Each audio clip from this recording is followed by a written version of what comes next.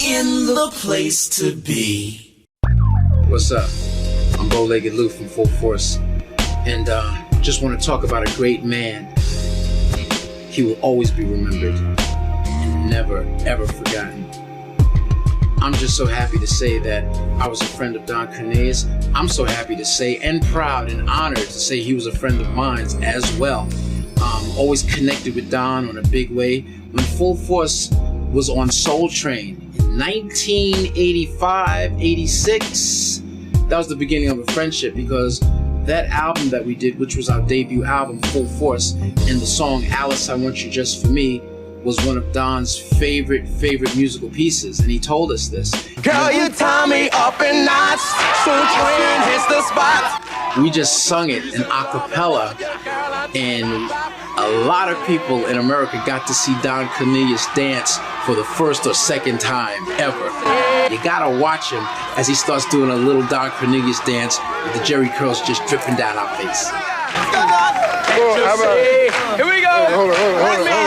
I want you just for me. It was like a dream come true. I'm like, man, I'm on the stage in Soul Train, getting ready to meet Don Cornelius and the Soul Train Scramble Board and the fine Soul Train dancers like Rosie Perez and Niecy the Pumper Payne. I had said Payne, she's so fine. You know, Sally from the Valley, my boy Louis Carr.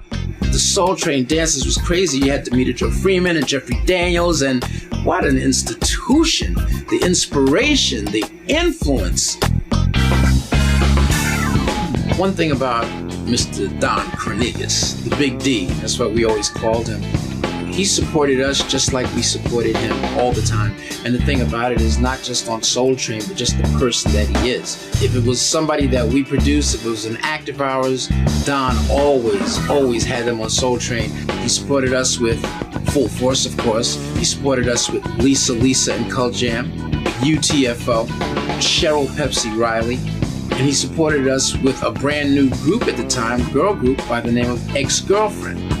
I didn't even have to go through a record company or nothing like that. I would just let the record company know, but I would call Don Cornelius myself. I had his home number, I had his office number, I had his cell phone.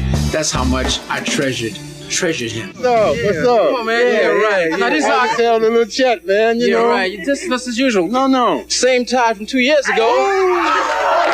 I'd always joke about Don and his ties. I always said that his ties was, old-fashioned, and I would tell him that even without the cameras rolling. I said, Don, this 1912 tie. What are you doing, man? He can get ribbed, he can get it thrown at him, and he can dish it out. We just. That was kind of low down, Lou. Okay, I'm sorry, man. Let me just hook you up right here. I never mentioned. What? You never mentioned what? I never mentioned what your real name is. Please. It ain't Bowlegged, I tell you that. I thought he was gonna tell my birth name on Soul Train one time, because he knows my birth name, and I thought he was gonna tell it one time. I'm like, don't do that, Don. I would always call to check on Don, when he had his stroke, and whenever it was his birthday, anything, I would just call him just because. Through the ups and through the down periods. Yo, Don, you okay? I'm just checking on you. We would kick it, we would talk about all kinds of things. He was a very modest brother. When TV1's Unsung did the documentary showing us the Full Force story, the award-winning Unsung, who just won Image Award, NAACP Image Award, congratulations. We did it last year, 2012. We started getting people for the show. So we got Lisa and UTFO, and Cheryl Pepsi Riley, and Blair Underwood, and Questlove. We called these people to be part of our show. And when I told the producers that I wanted to get Don Cornelius, they said, oh, no, that's not going to happen. We've tried so many times and he's always turned us down. If you ever look at Unsung, a lot of the performances that you see on the shows is always done on Soul Train. You know what I mean? So, but they tried to get Don for interviews and he just wouldn't do it. He just didn't want to do it. He was just retired. But I said, let me call him. I think he'll do it for us because he's a good friend. And they said, we've heard that before. But I made a phone call to Don Cornelius. And when I spoke to him, I told him, and he said, okay. Enough. Listen, I owe them a bunch because they're always asking me. I owe TV1 and Unsung. So if I have to pay them back with a show, to be on the show, I'm going to do it for full force. Because you always looked out for me, you always check on me, Lou, and I don't take that for granted. And you know, when he said that meant a lot to us. And his last public appearance was for Full Force's TV One Unsung. Well, I liked that they were so outgoing, and I also liked that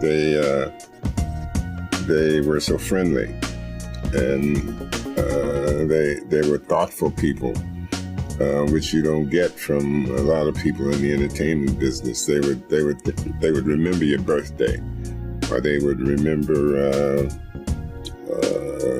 holidays, and they would, you know, get in touch, and you didn't mind talking to them because they were so they were so real. They were so outgoing. One thing I know, he had tremendous respect for Full Force. You know, he really loved us, and we loved him. I never thought he got his just desserts when he was alive. I thought it could have been bigger, you know what I mean? The way they treated Dick Clark made Dick rest in peace, because we knew Dick well, but I just thought Don should have got even more accolades when he was alive. You know, give him the flowers when he was alive. Of course, a lot of tributes and stuff came when he passed away, which of course is normal and you expect that. But when he was alive, I feel he should have got it billions of tributes. We were holding a special screening for the documentary, a pre-screening in Los Angeles. The day before, Don Cornelius had said he was coming. He was excited to come, to be a part, to support. And he called in at the last minute and said he couldn't make it. You know, an emergency came up. So he never made it. But what I did is that I still shouted him out, gave him props, and we had a special plaque made for Don Cornelius, a special plaque that we brought to present to him that night. But he wasn't there, so we didn't get to present it to him. And then a few days later is when he passed away. Was able to give that plaque to his son, Tony Cornelius. And my thing is that, once again, we just always love to celebrate him while he's alive. And it's good that we celebrate him while he's up in heaven, because we just love Don Cornelius. You know, I don't know if everybody understands. You know, the reason why I say that, you know, when Don was alive, he didn't get his just desserts the way I think he should have, and to get more accolades while he was alive. I'm not knocking anything for him getting tributes, you know, while he's passed, because that's just due. But do you know what this man has created, especially for the urban crowd? I mean, what TV show at that time had black commercials? Come on! Afro Sheen, you know, Soul Sheen, and just to put that in the consciousness of America was a great thing. The music stars, from Stevie Wonder to my favorite group in the world, The Temptations, Gladys Knight and the Pips, Sly and the Family Stone, James Brown. I mean, Don Cornelius had it all. And for a lot of those black performers that couldn't get on other TV shows, Don Cornelius set that platform.